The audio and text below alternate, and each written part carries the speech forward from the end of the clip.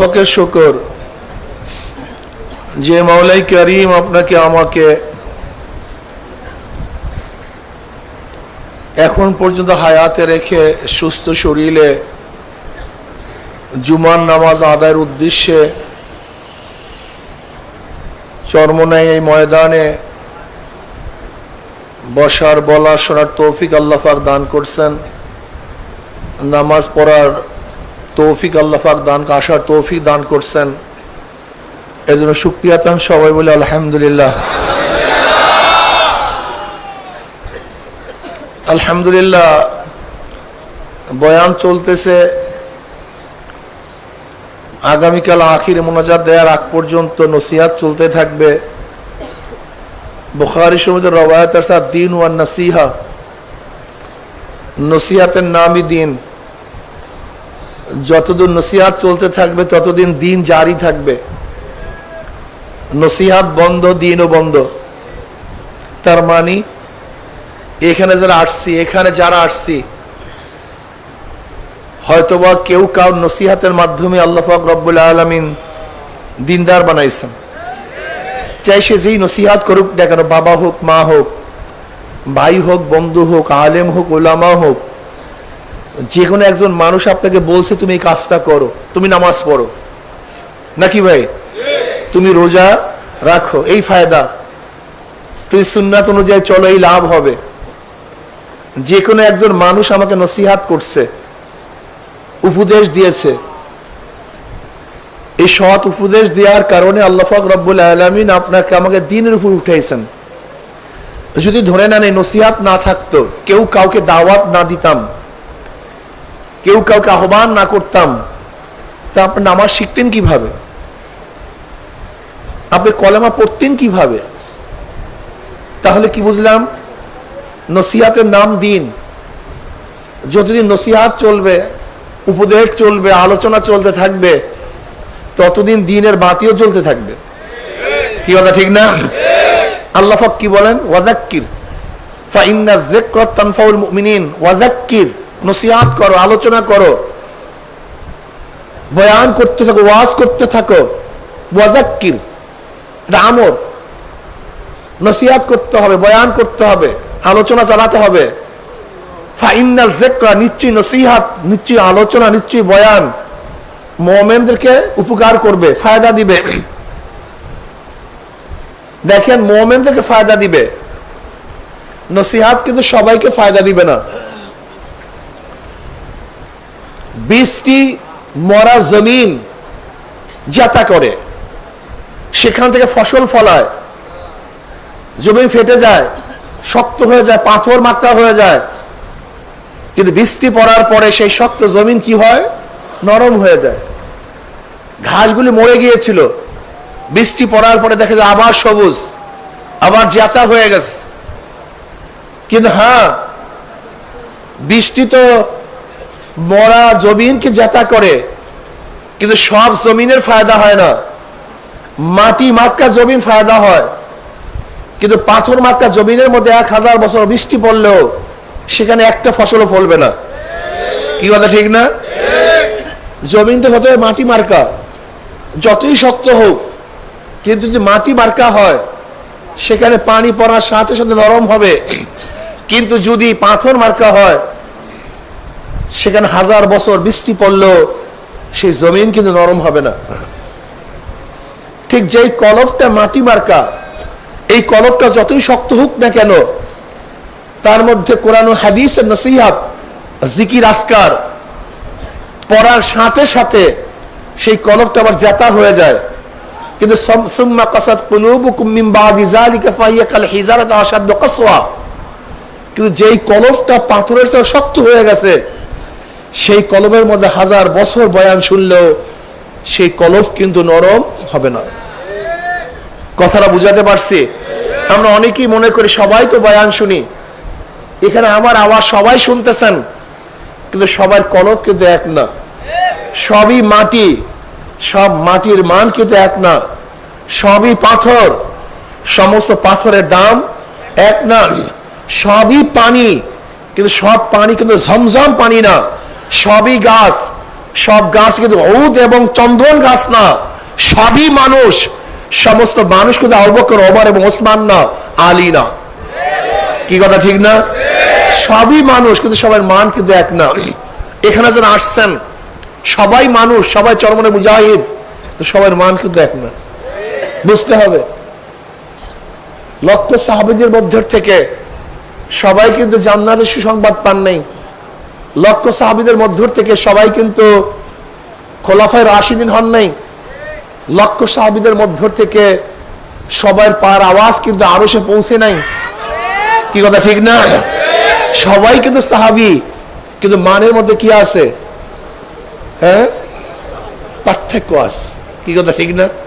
এটা থাকবে।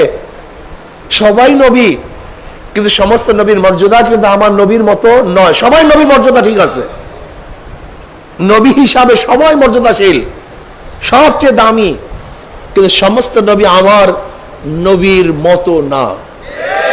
পার্থক্য আছে কি নাই? সবই পাহাড়, সব পাহাড় গাড়ে হেরা না, সবই ভূমি, কিন্তু সব জমিন কিন্তু মক্কা মদিনা না। এর মধ্যে পার্থক্য আছে কি নাই? সবাই মানুষ, কিন্তু সমস্ত মানুষের মান কিন্তু এক না, পার্থক্য আছে। এর জন্য আমি মুজাহিদদেরকে বলবো যে অন্য কেউ কি করুক না না করুক সেটা আপনার দেখার বিষয় না। আপনি কি করবেন আপনাকে সিদ্ধান্ত নিতে হবে। আমি কি করব? কেউ হালকায় যায় নাই, মাসিক ইজতেমায় যায় না, ব্যাস আমিও ছেড়ে দিলাম, না, এটা হবে না। আপনি অবশ্যই মনে রাখবেন সবার মান এক না, সবার থেকে আল্লাহ পাক এক ধরনের কাজ নেয় না। আল্লাহু আকবার। অনেক জায়গায় দেখছি চরমনে সাধারণ মুজাহিদ, কিন্তু তাদের দাওয়াতের কারণে দাওয়াতের তাসির এত মারাত্মক, যেখানে দাওয়াত দেয় আল্লাহ পাক সেখানেই দেখা যায় ফুল ফলাতে থাকে, ফসল ফলাতে থাকে। সেখানে সুন্দর সুন্দর সুন্দর সুন্দর মানুষ তৈয়ার হয়ে যায়, যা চিন্তাও করা যায় না। এর জন্য মনে রাখতে হবে সমস্ত মানুষের চেহারা এক, বাহ্যিক চেহারা এক, চক্ষু কান নাক সবই দেখতে এক, কিন্তু একের চোখের সাথে আর এক চোখের কোনো মিল নেই। একের দাঁতের শেপের সাথে, এই যে দাঁত দেখেন না, যত মানুষের দাঁতের শেপ, এই গোটা দুনিয়ার মানুষ মধ্যে যত মানুষ চলে গেছে, যত মানুষ আছে, যত মানুষ আসবে, এই দাঁতের পাটি কিন্তু সবাই এক না, সব ভিন্ন। এই যত দুনিয়ায় মানুষ দেখেন না, সবার দাঁতের শেপ কি সব ভিন্ন। আশ্চর্য হয়ে যাবেন। আল্লাহ পাক কি বলে, অফি আনফুসিকুম আফালা তুবসিরুন, আমি তো তোর মধ্যেই আছি, তুই কেন দেখো না? আপনি চিন্তা করতে পারছেন গোটা দুনিয়ার মধ্যে দাঁতের শেপের মধ্যে আল্লাহ পাক কত ডিজাইন করছেন? এই ডিজাইন করছেন কিভাবে আপনি চিন্তা করতে পারছেন? একদিনও চিন্তা করেননি।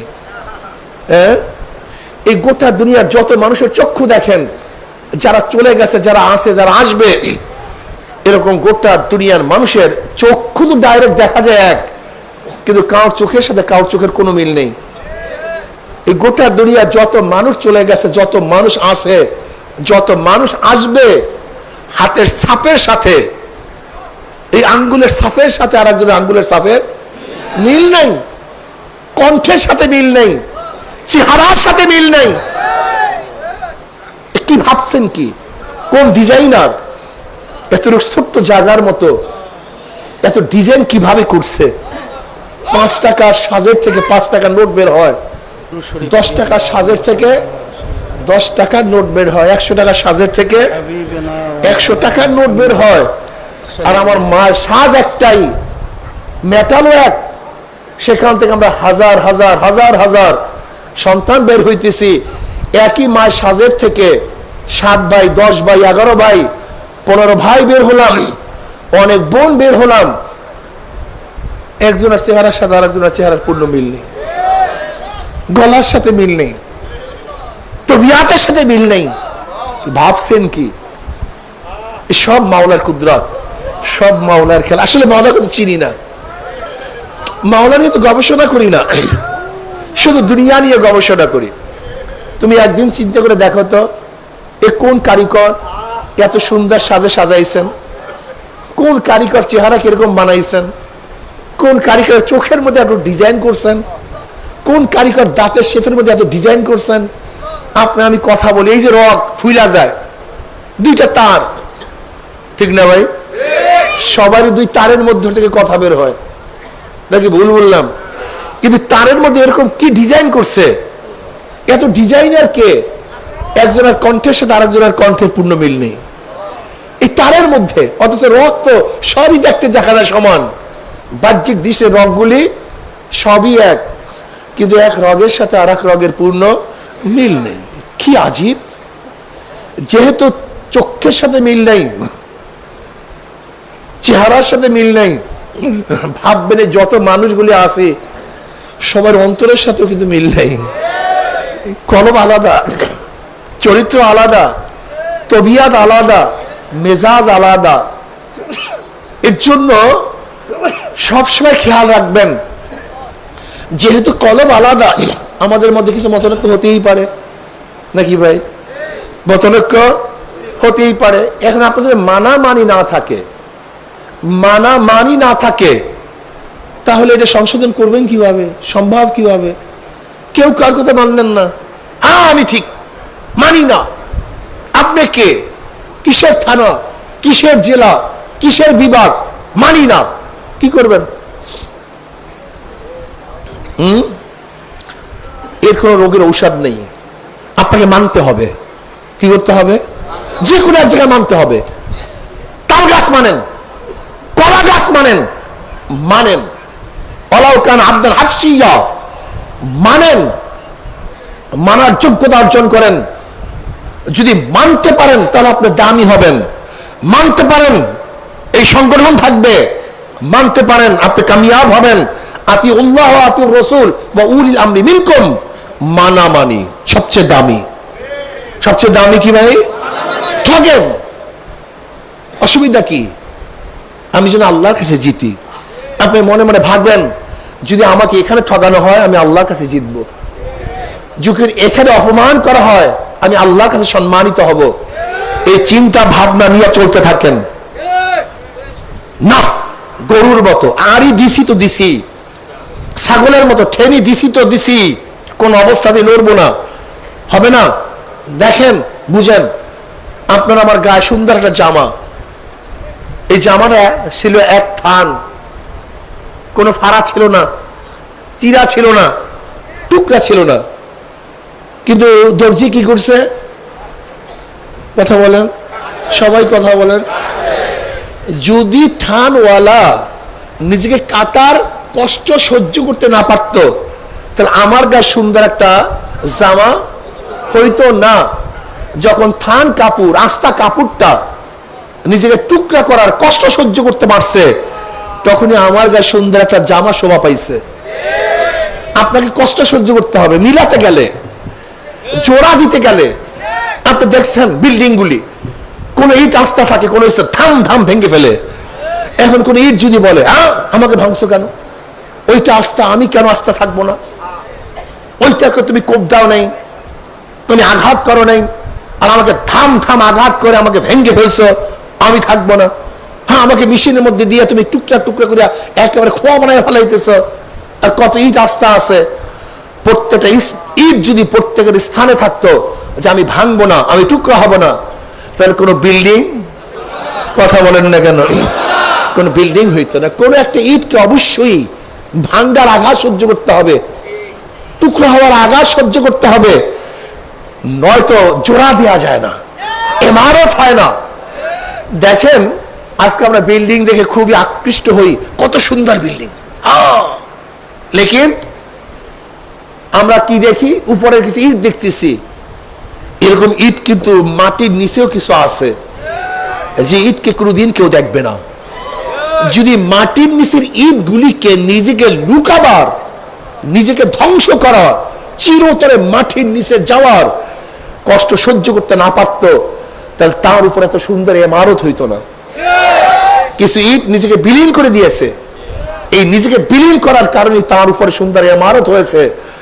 ঠিক আমাদের মধ্যে কিছু লোক এরকম বিলীন করতে হবে। কিছু লোক মাটির নিচে চলে যাবে, তাদেরকে কেউ দেখবে না, কেউ প্রশংসা করবে না, তাদেরকে কেউ চিনবে না, জানবে না, তাদের আলোচনা হবে না। তারা মাটির মধ্যে চলে গেছে, লেকিন তাদের উপরই বিশাল ইমারত হবে। ঠিক আমাদের মুজাহিদদের মধ্যে একদল মুজাহিদকে এইভাবে ত্যাগ স্বীকার করতে হবে, আমি কিচ্ছু না, যাক নষ্ট আমি হয়ে যাই, কিন্তু আমার সংগঠন ঠিক থাকবে, আমার তরিকা ঠিক থাকবে, আমার ভাইয়ের বা আঘাত না আসে, সে ব্যবস্থা করতে হবে। বাবুর্চি খানা পাকাইস, খানা হঠাৎ করে গোশের মধ্যে একটা ব্যাগ পড়ে গেছে, ছোট্ট একটা ব্যাগ, এরকম পড়ে না অনেক সময়? বলেন তো যদি কেউ ব্যাগ দেখতো খানার মধ্যে, পুরো সমাজ কি হয়ে যেত? বাবুর্চি কি করছে, সাথে সাথে গোষ্ঠের মধ্যে ব্যাংকটা খেয়ে ফেলাইছে।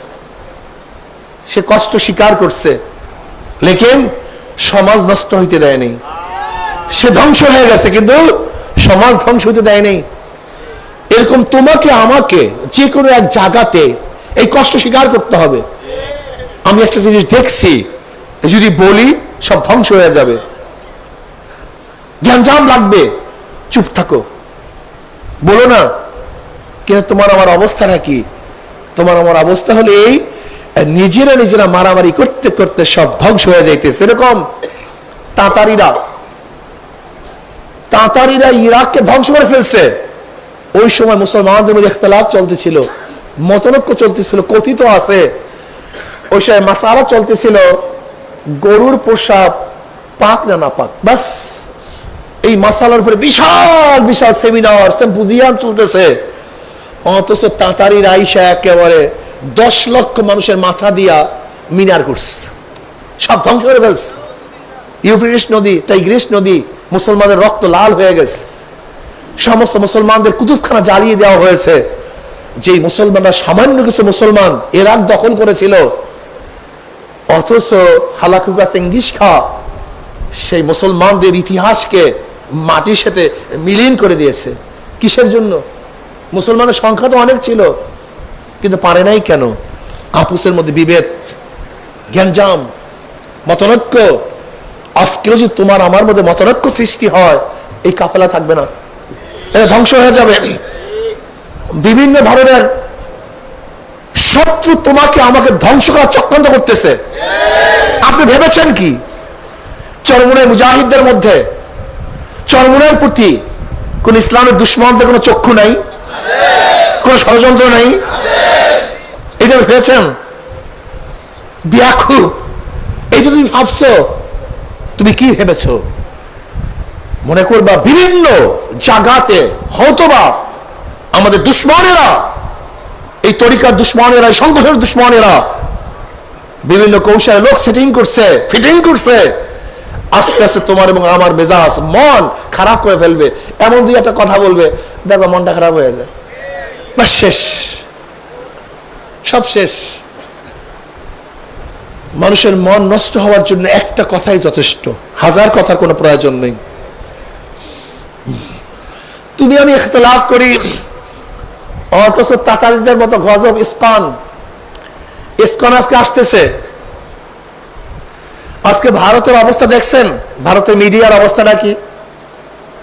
কি মিথ্যা ছড়াইতেছে। আমি প্রশ্ন করতে চাই, ইসকনের যারা সদস্য তারা বাংলাদেশের নাগরিক কি বাংলাদেশের নাগরিক না? এই প্রশ্নটা প্রথম ভারতের কাছে আমি প্রশ্ন করতে চাই, তারা বাংলাদেশের নাগরিক কি নাগরিক না? না তারা ভারতের নাগরিক, এদেশে অস্তিত্ব সৃষ্টি করার জন্য ভারত পাঠিয়েছে? এটা আমাদেরকে দেখার বিষয় আছে, কি কথা ঠিক না? যদি ইসকনের সদস্যরা বাংলাদেশের নাগরিক হয়ে থাকে, তাহলে অবশ্যই এই বাংলাদেশের আইন অনুযায়ী তাদের বিচার হবে, সমাধান হবে, তারা নাগরিকের অধিকার ভোগ করবে, কি কথা ঠিক না?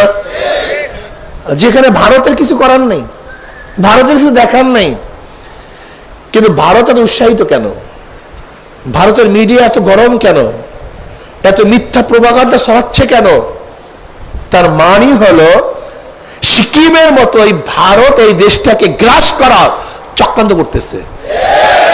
ভারত তো দেশটাকে গিলে ফেলছিল, হঠাৎ করে বাংলাদেশের জনগণ সচেতন হওয়ার কারণে, সাপের মুখের থেকে খাদ্যকে টেনে বের করার কারণে, সিংহের মুখের থেকে খাদ্য ছিনিয়ে আনার কারণে এখন সিংহের মাথা খারাপ হয়ে গেছে।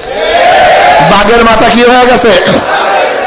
তুমি ভেবেছো তুমি সিংহ, তুমি ভেবেছো তুমি সিংহাসন, তুমি ভেবেছো তুমি সিংহ, তুমি বাঘ। কিন্তু বনের জঙ্গলের ছোট প্রাণীগুলো যখন একসাথ হয় তখন বড় বড় বাঘও ভাগতে বাধ্য হয়, পরাজিত হতে বাধ্য হয়। ভারত নিজেকে বাঘ ভাবে, অথচ আমি জীবনেও ভারতকে কোনোদিনই বাঘ ভাবিবি নাই। ভারতকে আমি কোনো শক্তিশালী দেশই মনে করি না। ইতিহাস আছে এদের, এদের ইতিহাস আছে।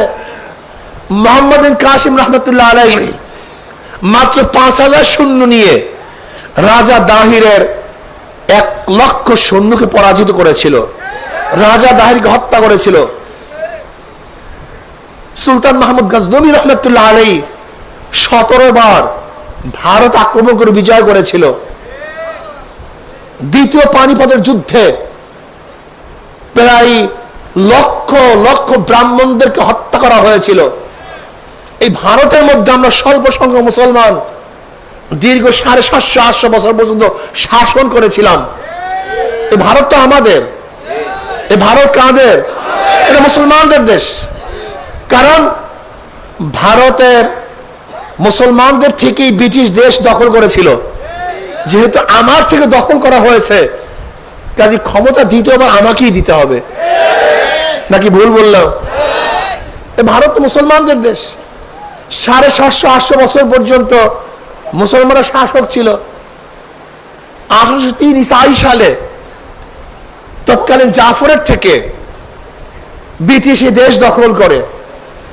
যুদ্ধের মাধ্যমে নয়, ষড়যন্ত্রের মাধ্যমে, যুদ্ধের মাধ্যমে, মুনাফিকের মাধ্যমে। মুসলমানরা রুবি হওয়ার কারণে, মুসলমান নামীয় হাজারো মুনাফিক সৃষ্টি হওয়ার কারণে মীর জাফর, বীর সাদেকের মতো, ঘোষিনী বেগমের মতো বড় বড় মুনাফিক সৃষ্টি হওয়ার কারণে ব্রিটিশ এ দেশ দখল করতে পারছে। যদি সে আগেকার মুসলমান থাকতো তাহলে 100 বছর 500 বছর যুদ্ধ করেও কোনদিন ভারতকে ব্রিটিশ দখল করতে পারত না। কি কথা ঠিক না? ভারতের যারা সংখ্যাগরিষ্ঠ আছে, আমি মনে করি এরা মুসলমানদের সাথে যদি সম্মুখ যুদ্ধ করে টিকতে পারবে না। ওদের ট্যাঙ্ক, কামান, এগুলিকে আমরা কোনোদিন ভয়ই করি না। লাপাত্তা থোড়াই কেয়ার করি, এগুলো আমরা কেয়ারই করি না। আরে ভাই, তুমি কেন দেখো না যে বাংলাদেশের জনগণ যদি সচেতন হয়, তারা যদি সচেতন হয়, তাহলে ভারতের অবস্থা কি হবে জানেন? একটা উদাহরণ দেই। ধরে নেন ভারত যদি আমাদেরকে ছোটই মনে করে, তাহলে কারোর পেটের মধ্যে গুড়া কিরমি হইলে ঘুমাইতে দেয় না। কিন্তু কি কথা বলেন না কেন? আমিও বলবো, যদি আমরা গুড়া কিরমি হয়ে যায় তুমি কিন্তু ঘুমাতে পারবা না, অস্থির থাকবা সবসময়। 24 ঘন্টা তোমার চক্ষু খোলা থাকবে, ঘুমাতে পারবা না। কিন্তু তোমার 3 দিকে কিন্তু আমরা, কয় দিকে? 3 দিকে আমরা। কিন্তু আমরা ভারতের পেটের মধ্যে নয়, কিন্তু ভারত আমাদের পেটের মধ্যে। এটা ভুল ব্যাখ্যা দেওয়া হয়, আমাকে দুর্বল করা হয়। আমরা ভারতের পেটের মধ্যে থাকবো কেন? বরং ভারত আমাদের পেটের মধ্যে। আমাদের পেটের মধ্যে কে? যদি নাড়া দেয় বের হয়ে যাবা, কিন্তু যদি ঠিক মতো পেটে নাড়া দেয় বের হয়ে যাবা। আমি ভারতকে বলবো, আমরা মারামারি করতে চাই না, আমরা প্রতিবেশীর সাথে ভালো ব্যবহার করতে চাই, ভালো সম্পর্ক রাখতে চাই। এটা আমাদের অভ্যাস, এটা আমাদের শিক্ষা। লেকিন ভারত যদি বারবার আমাদের দেশ নিয়ে ষড়যন্ত্র করতে চায়, করে, আমরা কিন্তু সচেতন, আমরা কিন্তু গোলাম না। বাংলাদেশে মানুষ না খেয়ে থাকতে পারে, কিন্তু গোলামি করতে পারে না। বাঘ 1000 বছর না খেয়ে থাকতে পারে, কিন্তু ঘাস খেতে পারে না। মুসলমানরা 1000 বছর না খেয়ে থাকতে পারে, ক্ষুধার্ত থাকতে পারে, ঘরহীন থাকতে পারে, বস্ত্রহীন থাকতে পারে, কিন্তু কারোর পায়ের নিচে মাথা নত করতে পারে না। এটা আমাদের ইতিহাস, এইটি আমাদের ইতিহাস। কোনদিন মাথা নত করতে পারি না আমরা। তু শাহিন হ্যায় পরওয়াজ হ্যায় কাম তেরা, तू शाहीन है, परवाज है, काम तेरा, तेरे सामने आसमां और भी है। শাহিন মানে বাজ পাখি। শাহিন কি? বাজ পাখি। কবি ইকবাল বলতেছে তুই শাহিন, বাজ পাখি। বাজ পাখি কোথায় ওড়ে? আকাশে উঠতে থাকে, তার কোনো সীমারেখা নাই। এটা ভারতের সীমারেখা, এটা মিয়ানমারের সীমারেখা, এটা পাকিস্তানের সীমারেখা, এটা আফগানের সীমারেখা, এটা চীনের সীমারেখা। এরকম কোন সীমারেখায় কিন্তু বাজ পাখি ওঠে না। বাজ পাখির চক্ষু যেদিকে যায় সে সেদিকেই চলতে থাকে, সেই দিকে উঠতে থাকে। মুসলমান বাজ পাখি, এদের কোন নির্ধারিত সীমারেখা নেই। চীন আরব হামারা, হিন্দুস্তান হামারা, পতন হয় হাম, সারা জাহাঁ হামারা। গোটা দুনিয়া মুসলমানদের, গোটা দুনিয়ার মালিক আমার আল্লাহ। ইন্নী জাইলুন ফিল আরদি খলিফা, মুসলমান হলো তার প্রতিনিধি। যেহেতু আমার মাওলার জমিন, আমরা তার প্রতিনিধি। জমিনের মালিক কে? মুসলমান। কি কথা ঠিক না? দুনিয়ার শাসক কে? মুসলমান। এর জন্য আমাদের কোনো সীমারেখা রেখা নাই, আমাদের কোনো সীমানা নাই, আমাদের নির্দিষ্ট কোনো জমি নাই। যেহেতু গোটা জমির মালিক আল্লাহ, গোটা জমির মালিকের নেতৃত্ব প্রদান করবে আল্লাহর খলিফারা। ঠিক না? আমরা এখন দুর্বল হয়ে গেছি, আমরা ইনশাআল্লাহ আবার শক্তিশালী হব। যদি ভারত বেশি বেতাল করে, একটু আমাদের অস্থিতি সৃষ্টি করার চেষ্টা করে, তাহলে আমরা ভারতকে অনুরোধ করব আপনি সঠিক জিনিস বোঝার চেষ্টা করুন, আপনি সোজা হয়ে যান, প্রতিবেশীর সাথে ভালো ব্যবহার করার চেষ্টা করুন। আমাদের দেশকে রক্তপাত করার চেষ্টা করবেন না, ধর্মীয় উন্মাদনা সৃষ্টি করার চেষ্টা করবেন না, ইসকনকে নতুন ষড়যন্ত্র আপনি করবেন না। এটা বাংলাদেশের ম্যাটার, এটা বাংলাদেশ দেখবে, তারা বুঝবে। কিন্তু খোদা না খাস্তা যদি প্রমাণিত হয় ইসকন এটা ভারতের সৈন্য, ইসকন ভারতের লোক, ইসকনের মাধ্যমে এদেশকে ধ্বংস করার চক্রান্ত চলতেছে, তাহলে ইনশাআল্লাহ বাংলাদেশের প্রত্যেকটা নাগরিক ঐক্যবদ্ধ হয়ে, একত্রিত হয়ে ইসকনের বিরুদ্ধে লড়াই করবে। এটা হিন্দুদের বিরুদ্ধে লড়াই নয়, এটা সংখ্যালঘুর বিরুদ্ধে লড়াই নয়। এই যুদ্ধ হবে ষড়যন্ত্রের বিরুদ্ধে যুদ্ধ, এই যুদ্ধ হবে ভারতের দালালের বিরুদ্ধে যুদ্ধ, এই যুদ্ধ হবে যারা দেশ এবং এই মাটি নিয়ে ষড়যন্ত্র করে তাদের বিরুদ্ধে যুদ্ধ। কি কথা ঠিক না? কিন্তু আমরা কি মনে করি, যখন ইসকন আসে তখন ধর্ম ধর্ম, সংখ্যালঘু সংখ্যালঘু না। এদেশে হাজারো হিন্দুরা আছে যারা এই মাটি এবং মানুষের কথা বলে, হাজারো হিন্দুরা আছে যারা দেশ নিয়ে চিন্তা করে, যারা নিজেদেরকে দেশের নাগরিক মনে করে। কিন্তু ইসকনের সদস্যরা নিজেদেরকে এই দেশের নাগরিক মনে করে না। যদি তারা এই দেশের নাগরিক মনে করবে, তাহলে তারা কেন বিবৃতি দিবে যে ভারতের অবশ্যই হস্তক্ষেপ করে এটা সমাধান করা উচিত? এই বিবৃতি কেন দিবে? ম্যাটার তো আমাদের। হ্যাঁ, ভারতকে, ভারত ভিন্ন একটা দেশ, ভিন্ন রাষ্ট্র, সে আমাদের ষড়যন্ত্র করবে কেন, হস্তক্ষেপ করবে কেন, এই দাবি কেন করব? তার মানে তুমি কি এদেশের নাগরিক না? এদেশকে স্বীকার করো না? হ্যাঁ, আমি বলবো এদেশের মধ্যে যারা বিদেশপন্থী আছেন, ভারতের দালাল আছেন, সতর্ক হয়ে যান। দেশ নিয়ে যারা ষড়যন্ত্র করতেছে সতর্ক হয়ে যান। এদেশের মানুষ কোন ষড়যন্ত্র বরদাস্ত করবে না। আমরা ব্রিটিশদের বিরুদ্ধে আন্দোলন করেছিলাম, আমরা সেই জাতি। আমরা পশ্চিম পাকিস্তানের বিরুদ্ধে আন্দোলন করেছিলাম, আমরা সেই জাতি। আমরা সন্ত্রাসের বিরুদ্ধে আন্দোলন করেছি, আমরা ফ্যাসিস্টের বিরুদ্ধে আন্দোলন করেছি, মাথা নত করি নাই, আজও করব না।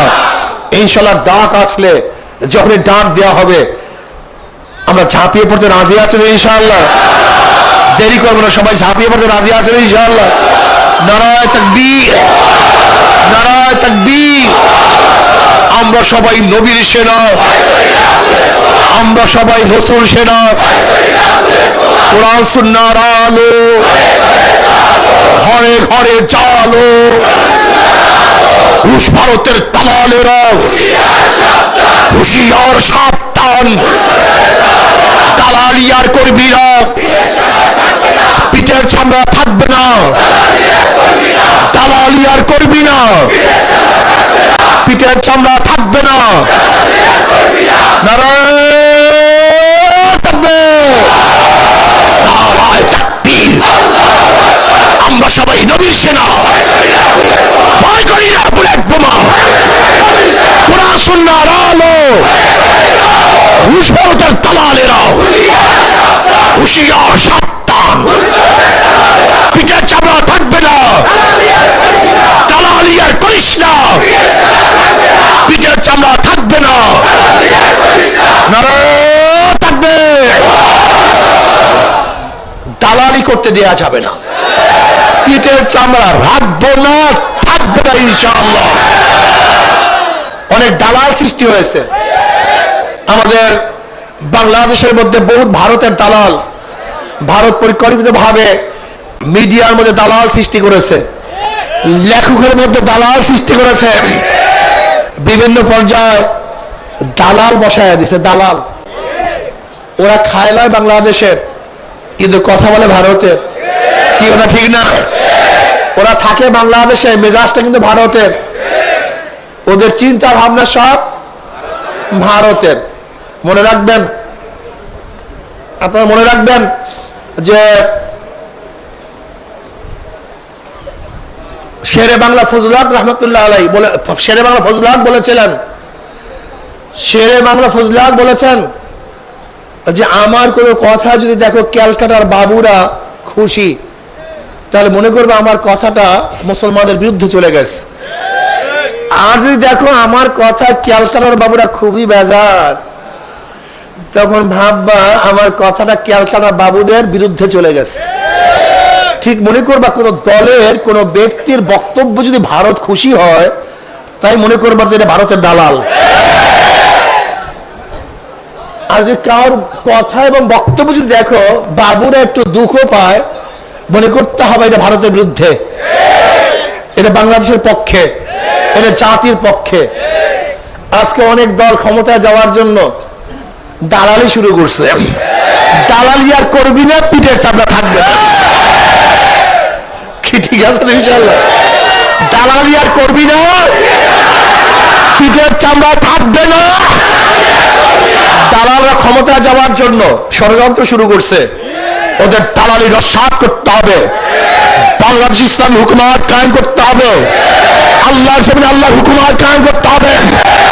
আল্লাহর হুকুমত কায়েম করার জন্য প্রয়োজন রক্ত দেবে ইনশাআল্লাহ, জীবন দেবে ইনশাআল্লাহ। আমাদের তাজা রক্ত, আমাদের তাজা রক্ত এই জমিনের মধ্যে ঢেলে দেবে ইনশাআল্লাহ। ইসলাম হুকুমত কায়েম করবে ইনশাআল্লাহ। এখন থেকে কাজ করতে হবে। যুব সম্মেলন হবে ঢাকাতে, সরার উদ্যানে বিশাল যুব সম্মেলন হবে 17 জানুয়ারি, বিশাল গ্যাদারিং হবে ইনশাআল্লাহ। যুবকরা সেখানে আসবেন। ইসলামী আন্দোলন বাংলাদেশে যারা যুবক আছেন ইনশাআল্লাহ সরার উদ্যানে ইনশাআল্লাহ হাজির হবেন। রাজি আছেন ইনশাআল্লাহ? কে রাজি আছেন? আল্লাহু আকবার, আল্লাহু আকবার। আল্লাহ আমাদের সবাইকে কবুল করে নেন। दस्त दस्त दरिया भी नहीं सोरे हमने, दस्त दस्त दरिया भी नहीं सोरे हमने, बाहर जुल्मत में दौड़ा दिया घोड़ा हमने। इंशाअल्लाह मुसलमाনের গুলি বুকে লাগে, পিঠে লাগে না। মুসলমান সামনে অগ্রসর হতে পারে, দৌড় দিতে পারে না। মুসলমান জীবন দিতে পারে, বাঁচতে পারে ইনশাআল্লাহ। সেই দিকে ইনশাআল্লাহ চলতে হবে, সতর্ক থাকতে হবে। দেশ নিয়ে গবর ষড়যন্ত্র চলতেছে। একদল ক্ষমতায় যাওয়ার জন্য পাগল হয়ে গেছে, মাথা খারাপ হয়ে গেছে পুরা। ওদেরকে চিহ্নিত করুন, ওদেরকে চিহ্নিত করুন কারা জনগণ এবং দেশের মাটি এবং মানুষের মহব্বতের বাহিরে ক্ষমতাকে বেশি প্রাধান্য দেয়। ওদেরকে চিহ্নিত করে চিরতরে ক্ষমতার মসনদ থেকে আজীবনে তার ভারণ করতে হবে। রাজি আছেন ইনশাআল্লাহ? দাওয়াত দেন, ঘরে ঘরে দাওয়াত দেন, সবার কাছে দাওয়াত দেন, সবার কাছে গিয়ে দাওয়াত দেন। এখন থেকে দাওয়াতি কাজ বাড়াতে হবে, নহে সমাপ্ত কর্মমোদের অবকাশ কোথায় বিশ্রামের? না, এখন বিশ্রামের সময় আসে নাই, বহুত কাজ বাকি। আসুন এই মাটি এবং মানুষ নিয়ে চিন্তা করি, এই মাটি এবং মানুষের কথা বলি, মাটি এবং মানুষের কল্যাণের জন্য কথা বলি, দেশকে রক্ষা করি, দেশকে বাঁচাবার চেষ্টা করি, অতন্ত্র প্রহরীর মতো দেশকে হেফাজত করি। যে কোনো ষড়যন্ত্র আসবে ইনশাআল্লাহ নিজের জীবন দিয়ে মোকাবেলা করবে ইনশাআল্লাহ। ইসকনকে নিষিদ্ধ করতে হবে। বাংলাদেশে ইসকনের কোনো অফিস থাকবে না, এই সন্ত্রাসী দল বাংলাদেশে থাকবে না। এটা টেররিস্ট, এটা টেররিজম, এটা সন্ত্রাসবাদ। আপনি দেখেন ইসকনের বিরুদ্ধে আলোচনা করেছিলাম কত বছর আগে, এক যুগ আগে আলোচনা করেছিলাম, এক যুগ আগে। বক্তৃতা শোনেন না ভাই, ইসকনের বিরুদ্ধে এক যুগ আগে আলোচনা করেছিলাম। ইসকন বাংলাদেশের ষড়যন্ত্রকারী, এরা সন্ত্রাস, এরা টেররিস্ট। এক যুগ আগে বলেছিলাম। বাংলাদেশের সরকারের কানে পানি যায় নাই, আজকে মাত্র কানে পানি যাওয়া শুরু হয়েছে। যদি এখনো কানে পানি না যায়, তোমাদের বুকের উপরে পাড়া দিবে, তোমাদেরকে হত্যা করবে, এদেশকে বিক্রি করে দিবে, এদেশকে অস্থিতিশীল সৃষ্টি করবে। কাজে আল্লাহ আমাকে এবং আমাদের সবাইকে সমস্ত ষড়যন্ত্র থেকে হেফাজত করুন। আল্লাহর জমিন আল্লাহর হুকুমত কায়েম করুন ইনশাআল্লাহ। হাত পাখাকে আল্লাহ পাক বিজয় করে দেন। সব মার্কা দেখা শেষ। আসতে কয় ঘটনা কি? সব মার্কা দেখা শেষ। আল্লাহ আমাকে এবং আমাদের সবাইকে দেশ এবং ইসলাম মানবতা নিয়ে কাজ করার তৌফিক দান করেন। 6 ডিসেম্বর ছাত্র আন্দোলনের ইনশাআল্লাহ সম্মেলন, সেখানে সমস্ত ছাত্র উপস্থিত হব।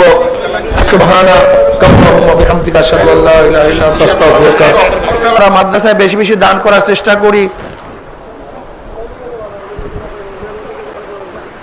আমরা মাদ্রাসায় বেশি বেশি দান করার চেষ্টা করি। আল্লাহ পাক আমাদের সবাইকে বেশি বেশি দান করার তৌফিক দান করেন।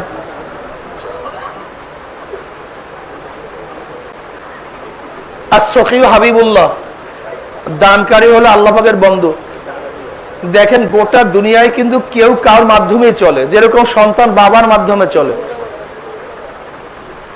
আজকে বাংলাদেশের যাহা কিছু আছে কেউ কার মাধ্যমে, কেউর মাধ্যম ব্যতীত কেউ চলতে পারে না। এটা আল্লাহ পাকের নিজাম। একমাত্র মুবাররাহ, কার অনুগ্রহ, কার সাহায্য ব্যতীত একমাত্র কে চলতে পারে? আল্লাহ। এছাড়া বাচ্চা মার সাহায্য ছাড়া চলতে পারে না। একজন ছাত্র ওস্তাদের সাহায্য ব্যতীত শিক্ষিত হতে পারে না। একটা দেশ, আমাদের যারা দেশের কর্মচারী আছে, যারা দেশের দায়িত্ব নিয়ে আছে, এদের সাথে চলতে পারে না। দেখেন প্রত্যেকটা মানুষ কারোর সাথে কানেক্টেড। কেউ কারোর সাথে সম্পর্ক ব্যতীত, সাহায্য ব্যতীত, সহযোগিতা ব্যতীত চলতে পারে না। এরকমই চলে। এর জন্য আমাদের এই প্রতিষ্ঠানগুলি, খাস করে মাদ্রাসা, মসজিদ, এগুলি খালেস মুসলমানদের প্রতিষ্ঠান। এই মুসলমানদের প্রতিষ্ঠানের সমস্ত জমিদাতা মুসলমান, এখানের উস্তাদ সব মুসলমান, এখানের কমিটি সব মুসলমান, এখানে সাহায্যকারী সব মুসলমান, এখানে তোলাবা সব মুসলমান। এই প্রতিষ্ঠানগুলি খালেস মুসলমানদের প্রতিষ্ঠান। কাজে যেহেতু খালেস মুসলমানদের প্রতিষ্ঠান, এই প্রতিষ্ঠানে কিন্তু মুসলমানরাই দান করবে। এটাকে আমাদেরকে রক্ষা করতে হবে। যেমন মসজিদগুলি, আলহামদুলিল্লাহ বাংলাদেশে হাজারো লক্ষ মসজিদ, এই মসজিদগুলি সমস্ত মুসলমানদের দান। বিশাল বিশাল মসজিদ চলতেছে, এটা আল্লাহ পাকের শুকর। লক্ষ লক্ষ মাদ্রাসা চলতেছে। বিশ্বাস করে অর্থনীতিবিদরা হয়রান পরেশান হয়ে যায়। অর্থনীতির একটা সিস্টেম হলো, যে কোনো কাজ করার আগে বাজেট করে, যে এই কাজটা করে বাজেট কত। অথচ একমাত্র মাদ্রাসা মসজিদে কোনো বাজেট নেই। আপনি দেখেন, এটা অর্থনীতিবিদরা চিন্তা করতে এটা সম্ভব কিভাবে। যে কোনো কাজ করার আগে বাজেট করি, এই কাজটা করতে গেলে এত বাজেট, আগে বাজেট পেশ করে তারপরে কাজটা শুরু হয়। আর মাদ্রাসা মসজিদ সম্পূর্ণ উল্টা, কোনো বাজেট নাই। ওই বড় বাজেটের কাছে ভরসা করে কাজটা শুরু করে। বিশ্বাস করেন, হাজারো মসজিদ দেখছি যেখানে কোনো বাজেট নাই, কোনো ফান্ড নাই, কাজটা শুরু হয়েছে। কিন্তু দেখা যায় 1 বছর 1.5 বছর পর গিয়ে দেখি বিশাল ইমারত। এই বাজেট কোথা থেকে আসছে? বিশ্বাস করবেন কিনা, ইসলামের দুশ্মনরা চিন্তা করে মাদ্রাসায় লক্ষ লক্ষ ছেলেরা খানা খায়, লক্ষ লক্ষ কোটি কোটি কোটি কোটি টাকা ওস্তাদের ওজিফা দেয়। এই টাকাগুলো আসে কোথার থেকে? ভাই কত খোঁজা যে খুঁজছে। এই যে এনএসআই প্রধান, বরিশাল বিভাগের প্রধান আছে এখানে আমার সামনে, কত খোঁজা যে খুঁজে টাকা কোথার থেকে, উৎস কোথার থেকে, উৎস কোথার থেকে। তুমি উৎস পাবো কোথায়? তোমার সাথে তো আল্লাহর সাথে সম্পর্কই নাই, মালিকের সাথে কানেকশন নাই, তুমি উৎস পাবা কোথায়? বিশ্বাস করে কত প্রেশার যে আমাদেরকে করছে, হুজুর কোথায় পাইছেন, এত বাজে, অমুক তমুক। ভাই আমি বলছি আপনারা বুঝবেন না, এই সম্পর্ক আপনাদের সাথে নাই। তো এটা ভিন্ন এক বাজেট, ওখান থেকে বাজেট হয়, ওখানে বাজেট হয়, আমরা পরিচালনা করি, আমরা খলিফা। যাই হোক, এর জন্য এই প্রতিষ্ঠানগুলি আমাদের রক্ষা করতে হবে। আমাদের কি ইসলামের বহু দুশ্মনেরা আছে, আপনারা জানেন ব্রিটিশ এদেশ দখল করার পরে গোটা পাক উপমহাদেশের মানুষকে খ্রিস্টান বারবার চক্রান্ত করছিল, ৮০,০০০ মাদ্রাসাকে বিলুপ্ত করছে এই বাংলার মধ্যে। আপনারা জানেন এক সময় গোটা মাদ্রাসাগুলো চলতো, প্রথম তো গোটা দুনিয়ার মধ্যে শিক্ষা ব্যবস্থা শুরু হয়েছে মক্তবের মাধ্যমে। এই যে আমাদের বর্তমান যে সিস্টেম, এই সিস্টেম চালু হয়েছে প্রথম মক্তবের মাধ্যমে। তৎকালীন সময় মাদ্রাসা মসজিদের বহুত জমি ছিল, বহুত, কিন্তু ব্রিটিশ সমস্ত জমিকে তার সব বাজেয়াপ্ত করে ফেলছে। কিন্তু তারপরে দেশের গরিবরা, সাধারণ মানুষ আলহামদুলিল্লাহ হয়ে গেছে, মানে কালেকশন হয়ে গেছে, আলহামদুলিল্লাহ কানেকশন হয়ে গেলে আপনারা ই করেন, আজান দেন। হ্যাঁ, এর জন্য আলহামদুলিল্লাহ আমরা এই মুসলমান, সাধারণ মুসলমান আলহামদুলিল্লাহ, সাধারণ মুসলমান আলহামদুলিল্লাহ তারা কিন্তু মুষ্টি চাউল, এই যে শেখ সাহেবের আত্মজীবনীর মধ্যে, অসমাপ্ত আত্মজীবনীর মধ্যে তিনি কিন্তু নিজেও মুষ্টি চাউল তুলতেন, খোড়া দিয়ে আসতেন, বাটি দিয়ে আসতেন, ঘরে ঘরে মুসলমান মেয়েরা এক মুঠ চাল সেখানে রাখতো। এইভাবে কিন্তু যখন একেবারে আমরা বিশাল বন্যার মধ্যে পড়ে গেছিলাম, মুসলমানরা ধ্বংসের দ্বার প্রান্তে চলে গেছিলাম, তখন কিন্তু এই মুসলমানরা বহুত সহযোগিতার মাধ্যমে আজও পর্যন্ত শিকারকে টিকিয়ে রাখছে। এই গাছের মধ্যে পানি ঢালছে, মরতে দেয় না এই গাছ। ইনশাআল্লাহ আজকে যেইভাবে চলতেছে গোটা দুনিয়ার মধ্যে, মুসলমান যেভাবে সচেতন হচ্ছে, তাদের সে হারানো ইতিহাসগুলিকে আবার স্মরণ করতেছে। একসময় আমাদের গোলাম বানায় ফেলাইছে। আমরা সবসময় পাশ্চাত্যদের অনুসরণ করতে ভালোবাসতাম। এই ডক্টর ইউনূস সাহেব এখন যে পাঞ্জাবি পইরা, পায়জামা পইরা বিদেশে যায়, কোনো সমস্যা আছে? তাকে কে নিষেধ করছে বলেন তো? সে নিজের একটা অনুসরণ করতেছে, সমস্যা কি? কিন্তু এক সময় দেখা যায় আমরা টাই প্যান্ট স্যুট অমুক তমুক, যত বেশি পাশ্চাত্য হইতে পারি তত বেশি নিজেকে আপটুডেট মনে করতাম। এগুলো নিজের সংস্কৃতিকে ধ্বংস করা, এটা গোলামি করা, গোলামির অভ্যাস ভুলতে হবে। বাজপেয়ী যখন বাংলাদেশে আসছে, ধুতি পরে আসছে। Manmohan Singh prime minister of Bharat, সে কিন্তু সেই শিখদের পট্টি পড়ছে, তাতে তার প্রধানমন্ত্রীর কোনো ত্রুটি হয় নাই। কিন্তু আমরা মুসলমানরা কোনো কিছু হলেই প্রথম ইসলামকে জবাই দিই। কেন?